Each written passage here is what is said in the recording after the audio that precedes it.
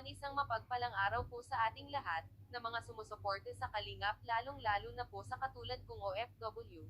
Maraming salamat po sa nanunood at sumusuporta sa aking munting channel at mga nag-subscribe. Mega love shoutout po sa inyong lahat. Ito na naman po Marizel Arevalo magbibigay muli ng counting reaction at opinyon sa aking napapanood.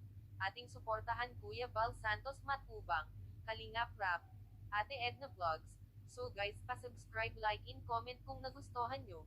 Pa-support at subscribe Marizel Arevalo. Sis Roda mamimiss niya ito si Rena once na uuwi si Rena. Ano din kaya ang mangyayari kay Rena kapag ito ay nasa pangangalaga kay Lolo Nestor ni Rena?